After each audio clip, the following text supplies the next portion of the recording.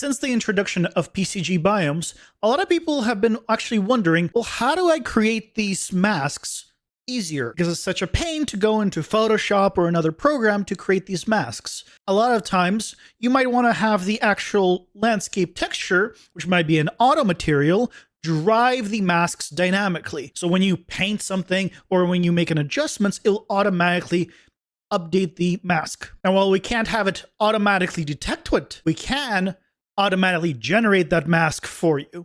And that's what I'm going to be showing you now. So here's the landscape we created last time with PCG Biomes. If you haven't seen that video on how to get started with PCG Biomes, check out the video right here. But assuming that you now know the basics and you're just trying to create the masks, this is what we're going to be showing you, which is this mask right here. And normally you would put it inside of this biome texture projection and you pipe it in right over here. But again, we want to create this automatically because if I go into landscape and I decide to, oh, I want mountains here, and I paint it, nothing gets updated. Nothing has changed. Everything is just the way it was before. The first thing you want to do is go into your master landscape material. And in here, you can see this is the one from the PCG Biomes. So it's a very simple one, but this will work with your auto materials, more advanced ones, with simpler ones. It doesn't matter.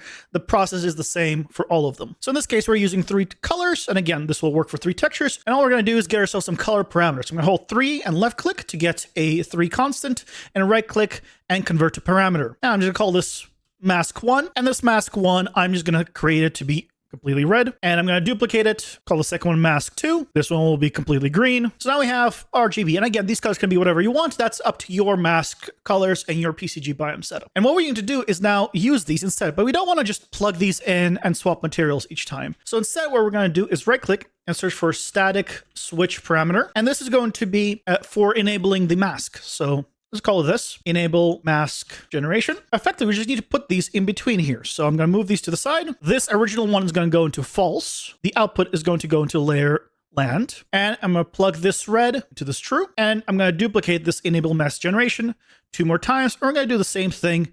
Both of these is going to go into false. These are going to go into the respective ones. And then plug this into true and this into true. So this is good, but it's not going to get us the result we want just yet.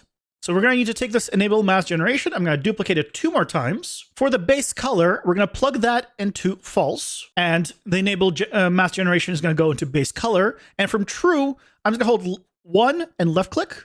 And I'm going to just put in a value of 0, pure black. And we also are going to want emissive. So for the here, we're going to take this and plug it into true this time.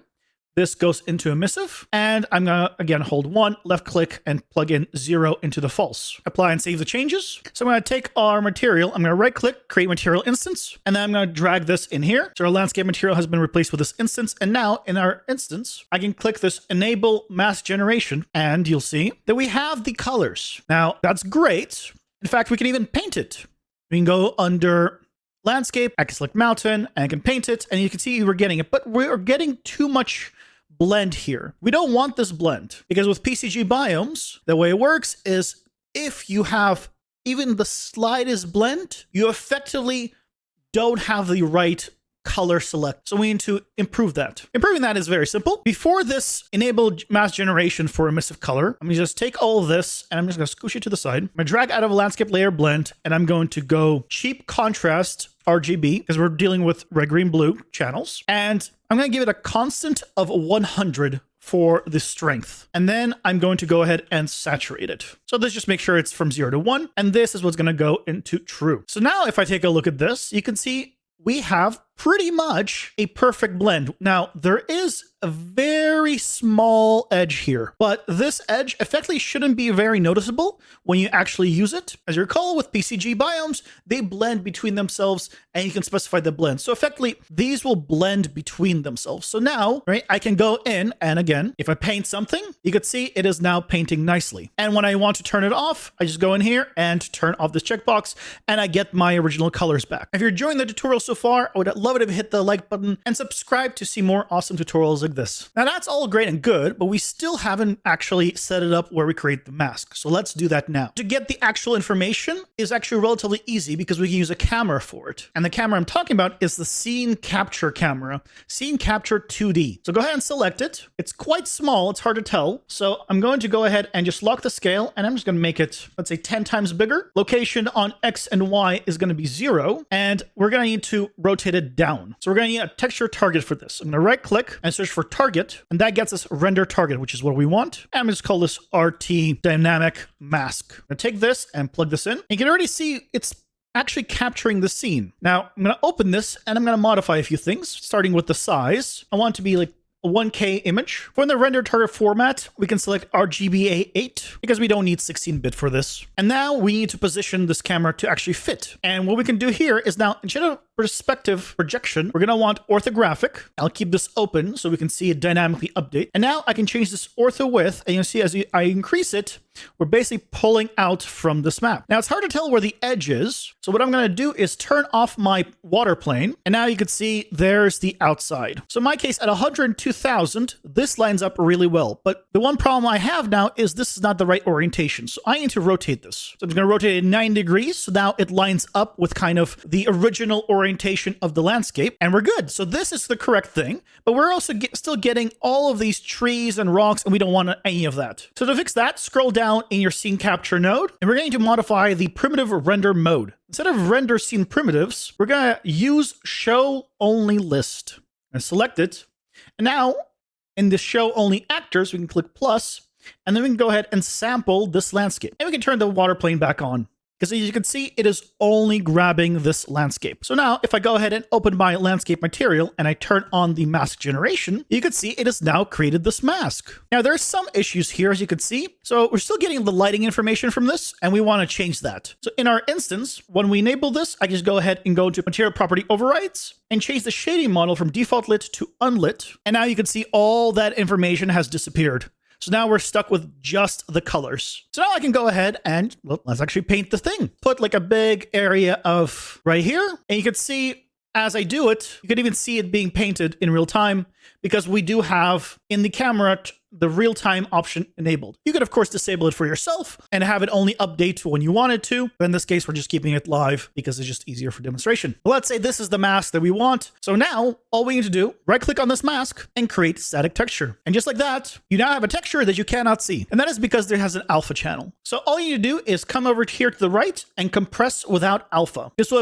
effectively eliminates the alpha channel and makes it effectively an RGB channel. It also reduces the file size, which is great. But now that we have this, we can just plug this in directly. I'll go ahead and select our PCG Biome core, and in our texture projection, we just drag this directly into the project on. In our material instance, I'll go ahead and reset the shading model, and I'll uncheck the mask generation. And if we take a look here, it is now following exactly pretty much where we painted. Where it's this white, we now have this forest. On the edges, we have these trees. Over here, we have the desert. And pretty much exactly where we painted it, we have the things. Now, if I wanted to, we can change these around. For example, let's say I actually meant this one to be the desert and this one to be these trees. Well, I can go in here with it on. I can go ahead and just change these colors.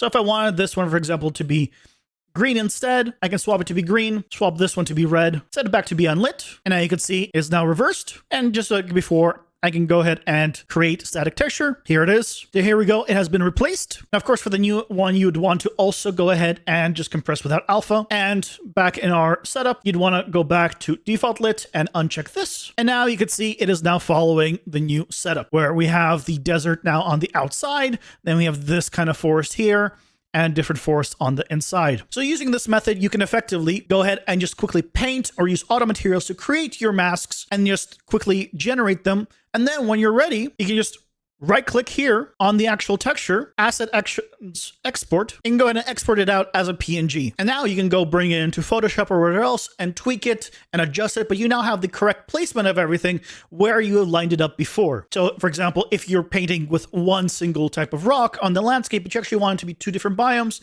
you can go and adjust that then in another program. Or what you can do is create a new layer that when masked appears as a second color, but when it's unmasked, the original texture is the same as another layer. It is making it the actual landscape a little more complex because of that. So it's up to you to figure out what is best for your specific setup. If you have any questions about anything, or you want to just get a nice reference of what I've been doing, the project files are on my Patreon as always, where you can join these wonderful people here in supporting what I do.